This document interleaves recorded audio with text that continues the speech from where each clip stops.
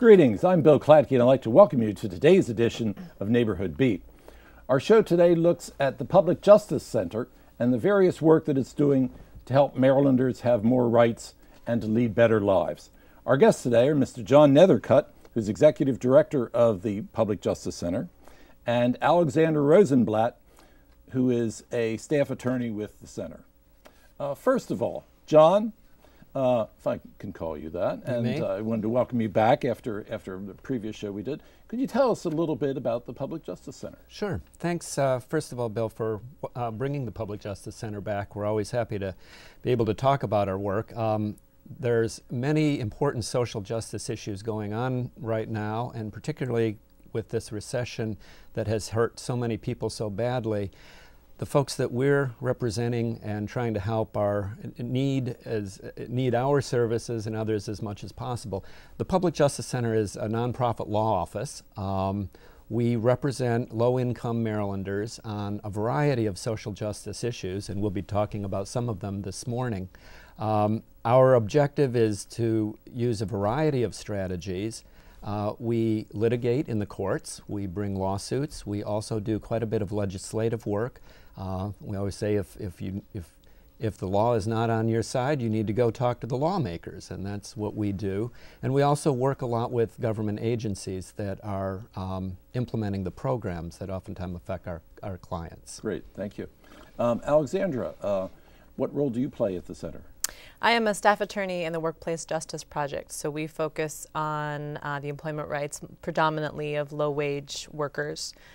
We focus mostly on wage theft, which is when when workers are not paid adequately for their work in terms of minimum wage, overtime, which is time and a half after 40 hours in a week, and when simply they're not paid for all of the hours they actually worked. And then we also focus on employee misclassification, which is when employers illegally misclassify employees as independent contractors, thereby making them lose rights to certain benefits. And then most recently, we've been doing some health and safety work with workers. Great, thank you, thank you.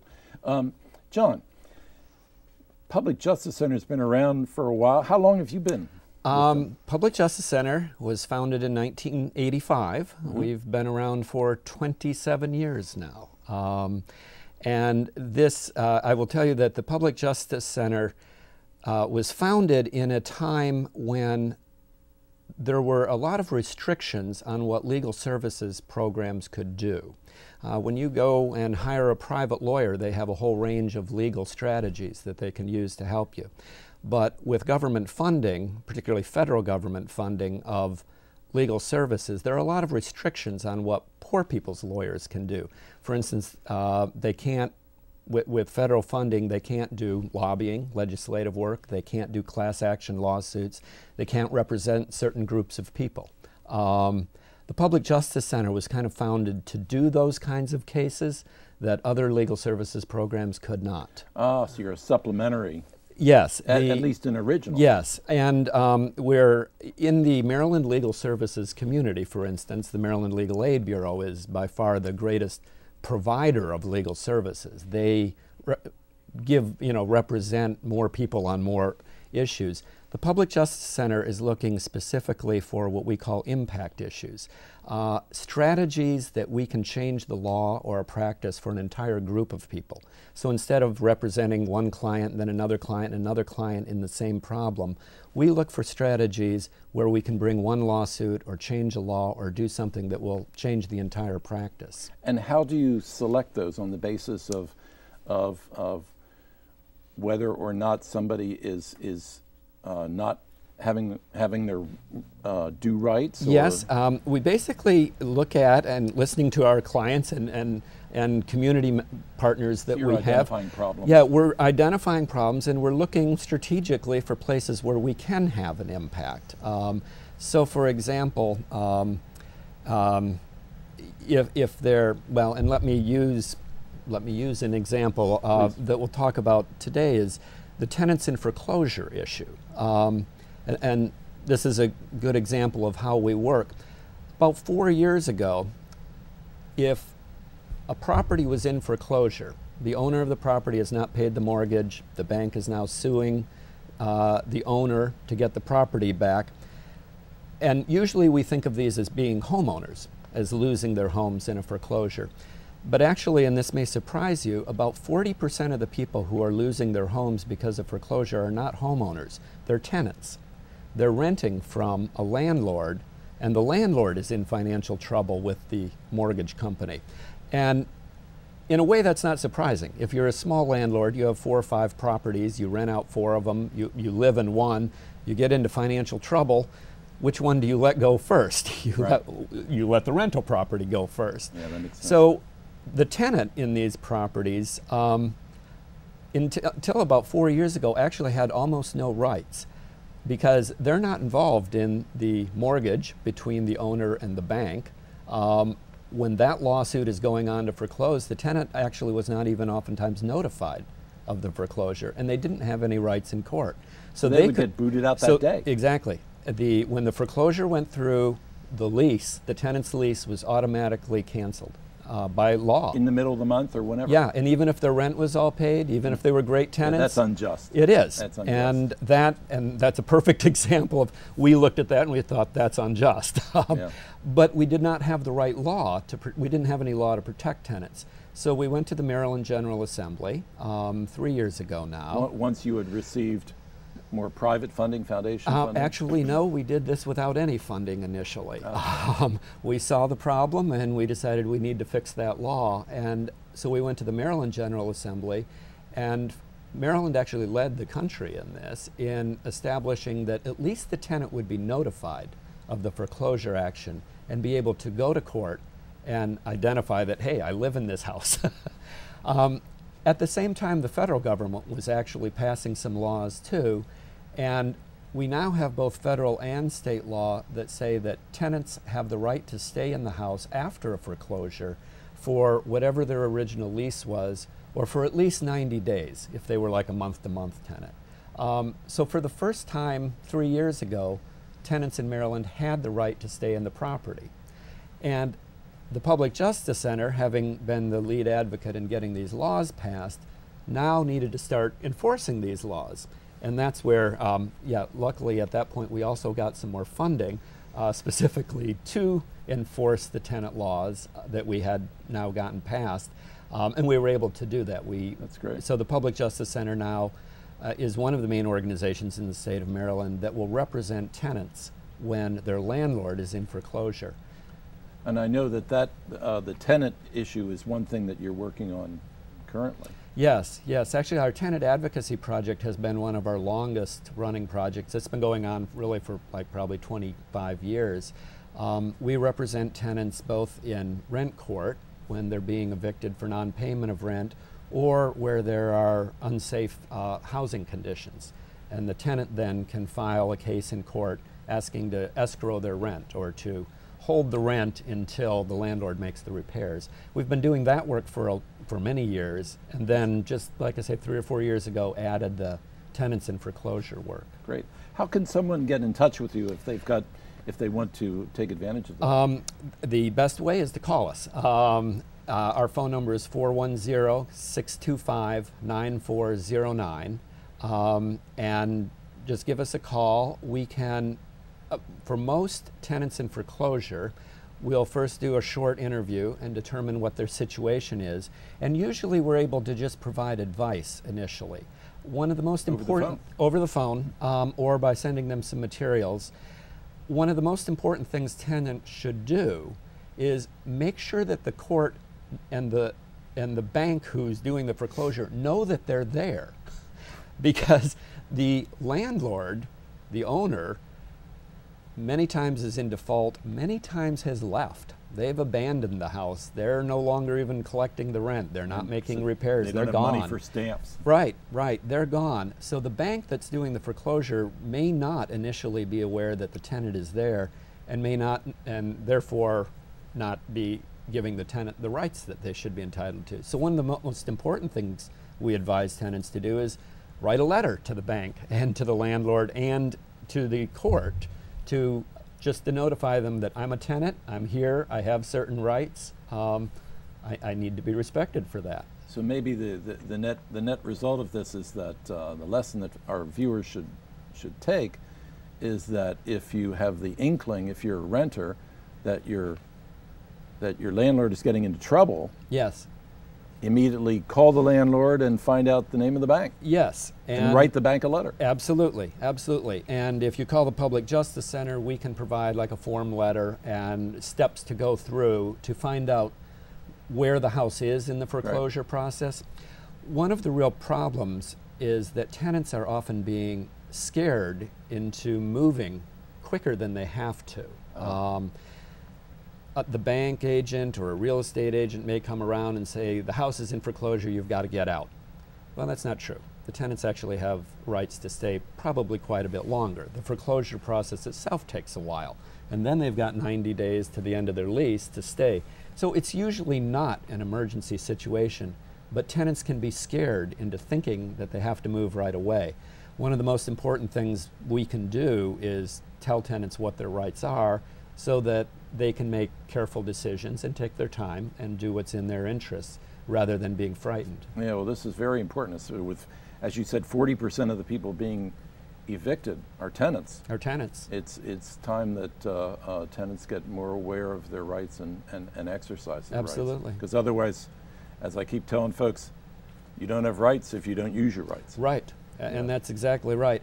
One thing that we've seen just in the several years we've been enforcing this now is that initially when these laws were passed, the banks didn't know what to do, the law was changing, the courts weren't quite sure how to handle it. It was all new law and new procedures. And one thing that we've been able to do over the last several years is by bringing a number of cases, we've educated many of the banks so that now they're sending proper notices, whereas before they weren't even sending the proper notices. We've educated more of the judges and the courts so that they recognize the rights of tenants when they come in. We don't have enough lawyers to represent every tenant, which is why it's important that tenants themselves learn what their rights are and be able to assert them themselves as well. Yeah, well, that's a great accomplishment. But one that requires vigilance. Indeed. By those tenants, indeed. Yes. Alexandra, please. You are working on the Workplace Justice Project. How long have you been with the center? Very shortly. I've only been there since the end of October. So. It's the end of October, so yes. So you haven't even had your first anniversary. You're kind of you're still an infant. I am, yes. I've been doing this work for a couple of years, but just at the Public Justice Center since the end of October. Great. Yeah. Well, I'm sure the center is better for having you. Yes, I'm very happy to be here. You mentioned the Workplace Justice Project, and there's several different parts of it. Could you focus on some of the things, the most important parts that would touch some of the folks that are viewing us? Yeah. So as I mentioned, I think the two main things that that I think that we focus on, and also that people need to be aware of, are their rights to minimum wage and overtime, and the right to be paid for all hours worked, and then the right to not be illegally classified as an independent contractor. So in terms of wage theft, what's called wage theft, workers in Maryland have the right to be paid a minimum wage of $7.25 an hour. I think that's also the federal rate as well. In some states, there's a different minimum wage from the federal, higher than the federal. Does that pertain to all work? It pertains to hourly workers. So there's so there are salaried workers. If they make over a certain amount, they can be salaried. But hourly workers, so workers who work by the hour may not necessarily work 40 hours in a week, may work less, or may work more. So still they could entitled be part-time to a minimum wage, right? But as long as they're part-time hourly, it pertains. Right. The $7.25. Right. I better not tell my kids that. So there's that issue, and then there's another issue, which is employees are often not paid overtime. So that means not paid time and a half their normal hourly rate for any hours beyond 40 hours in a week. So that would be 1080. Right, if they're paid minimum wage, right? But it would be more if it was whatever their actual rate is, which is often more than minimum wage. Right. So in terms of what we do, we tend to focus on low wage workers, which in this sort of economic turmoil, as with housing, it is the low-wage workers that are being affected, the most, are most vulnerable in this economic downturn, and we've seen an increase in wage theft since the economic downturn. Really? Yeah. Do you have any idea about how prevalent it is? I don't have the numbers on me, and we're actually trying to create a report about that right now. I mean, the reports do exist right now. The National Employment Law Project has a lot of information, but it's significant enough that it's happening in a lot of places. Right, and then it's not only the individual worker that loses money, but it's also the state and the federal government, because then the employer is not paying taxes on any of that money too. Right. So it's certainly a public problem, not just an individual worker problem. Yeah, and do you know why? Well, obviously the major reason why an employer would do it is to make more money. Right, saves them money. Yeah. For the most part, there are fewer employers that will say they didn't know, but the law is pretty loose on the employer's obligation, or it's pretty strict on the employer's obligation to know. If you're going to be an employer, you have to know the laws, and that is to pay minimum wage and overtime. Okay. So do you folks represent individual clients, or? So like most of the other projects, we try to focus on cases that will affect either a group of workers or a class of workers, and or be in an industry where for example, these instances are very prevalent. So for example, in construction work, in landscaping, in restaurant work, minimum wage and overtime violations are pretty prevalent, and so we try to focus on either industries where it's most problematic, or where we think we can sort of cast a wide net and create change for a larger group of workers. That's great. And that tends to be most often construction and landscaping. So you go into you pick a case and file on that basis? Yep. We try to collaborate with other organizations, with unions, with religious organizations, with community organizing organizations. And then we also do a lot of Know Your Rights presentations in the community. And so from those collaborations and from those Know Your Rights trainings and from networking, we find cases where either it's a class action that Maryland Legal Aid can't take themselves, or it's a group of workers where some of the workers or all of the workers are either possibly could have immigration consequences and are particularly vulnerable. How can someone get in touch with you? Through the main number, the Public also Justice through Center? the main number. And that is, again, please? What, I don't know it by 410-625-9409. Okay, great. And on the web? Yes, at publicjustice.org. .org, right. Great, thank you. And then, so other than the minimum wage and overtime issues, there's also the issue of misclassification, and often people don't have any clue what this means. Generally, people have some sense of minimum wage and overtime, but what is another very prevalent issue is an employer calling somebody an independent contractor, saying, you're an independent contractor, therefore you are an independent contractor, even though the law might say otherwise. And so you're not eligible for benefits, exactly. You're not eligible for unemployment, workers' compensation, minimum wage and overtime. So it's another case of the state and the federal government are losing out on the taxes too. So we're all losing out on that. Mm-hmm. And in fact, the Public Justice Center was a leader of some legislation that was passed a couple of years ago called the Workplace Fraud Act, which basically it allowed cases to go to court, but also gave the Department of Labor within Maryland the right to investigate and initiate judicial proceedings against employers who misclassify workers. But oftentimes employees simply don't know their rights, and so what we try to do is educate workers about what it means to be an independent contractor versus an employee. So things like it's all about direction and control. So can you control your work? Do you set your rate of pay? Do you set your hours? Does someone supervise your work? Does someone tell you how to do your work? If the answer to all those questions, or do you provide your own materials, your own tools? There is a variety of questions to ask, and if you answer yes to any or all of those questions, it's very possible that in fact you're an employee and not an independent contractor. So in other words, if someone else controls the quality of your work, your rate of pay, how you do it, when you do it, even though you might have signed a 1099, in fact, you're probably an employee. And the employer is probably playing a fast one to avoid Right, benefits. and so they're not contributing to unemployment, they're not contributing to Yeah. workers' comp, they're not paying taxes on you, and people often don't find out until it's too late. What can the worker do in that case if he or she suspects that they're in that situation? Well, they can call the Public Justice Center with the number that John just gave. Also, the Department of Labor, Licensing and Regulation for Maryland, who has the workplace fraud, task or that unit that deals with that. You can contact them. And they could we just can provide them. Google DLLR Yes. on the web. Yep. Yeah. Yep. And then or workplace fraud. There's a new unit that's investigating cases right now. Great, great. And what do you see coming up? Do you have anything that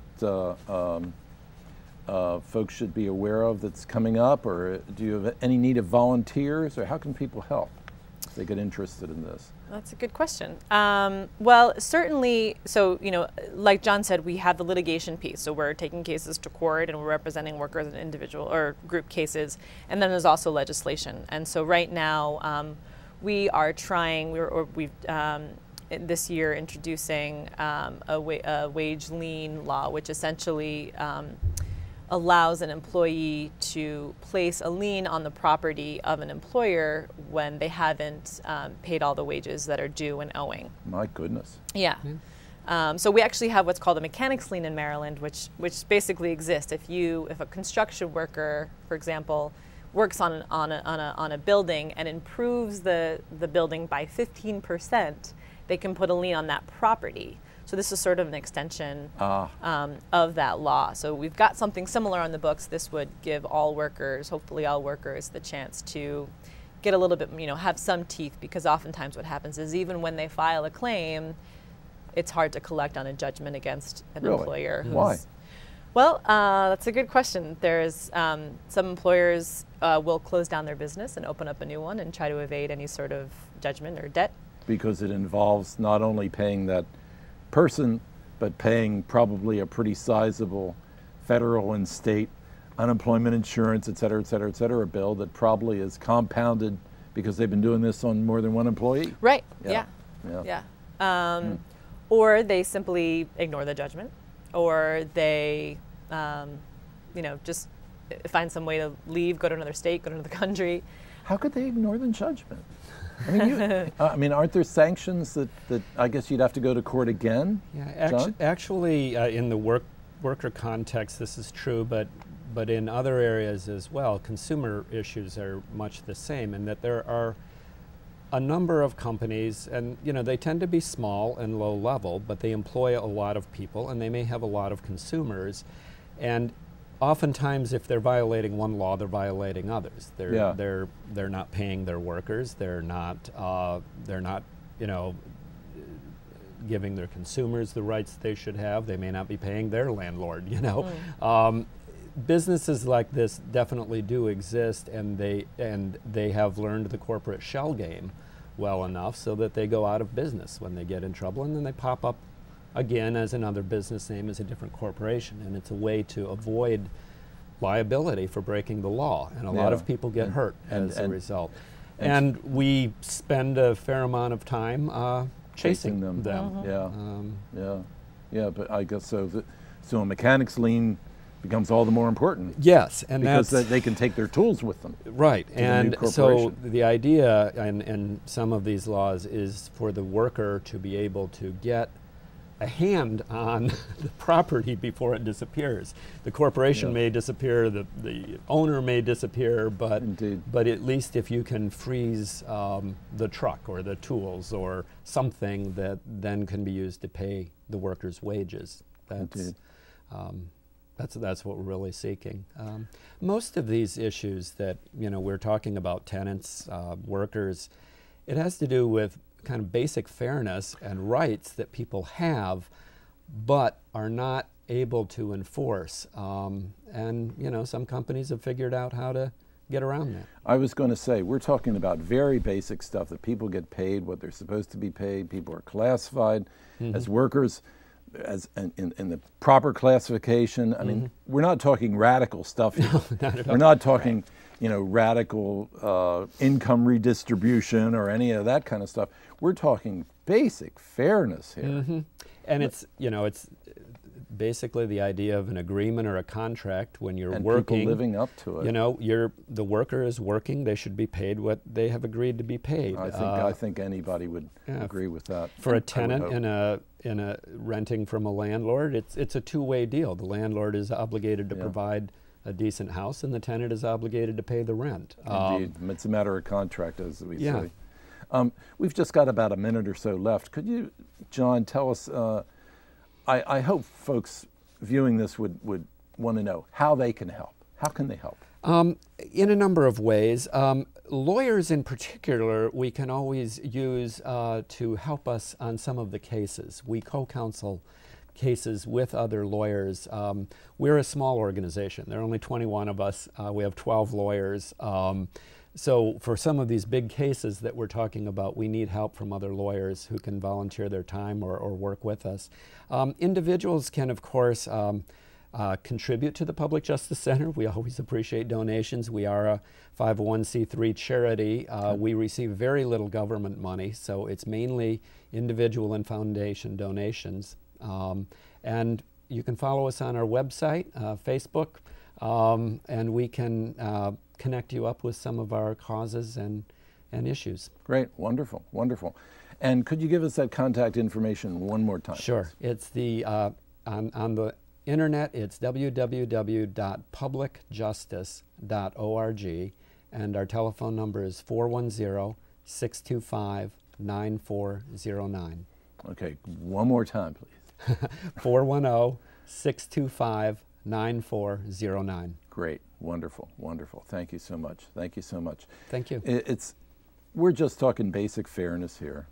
Public justice. Maybe you should change your name to Basic Fairness Center, because that certainly is what you're working on, and I would certainly think that anybody viewing this show would agree with that. You know, we're not talking about anything that is not so totally, not even just American. We're just talking about common decency here. Thank you, Bill. And well, thank you for what you folks do to work and to try to correct some of these problems. Thank you so much. Thank you. Unfortunately, that's all we have time for today in Neighborhood Beat. I want to thank our guest, Mr. John Nethercut, who's Executive Director of the Public Justice Center, for being our guest today. Thank you, John. And I want to thank Alexandra Rosenblatt for being our guest today. Alexandra, thank you so much. Thanks for having me. Keep up your good work for all of us. Thank you. Thank you. And also for you, John. Let's keep fighting out there. I will. Keep fighting out there. For Neighborhood Beat, that's all we have time for. I want to thank you for tuning in. Let's try to be a good neighbor out there in all of our neighborhoods, and we'll see you next time. Right.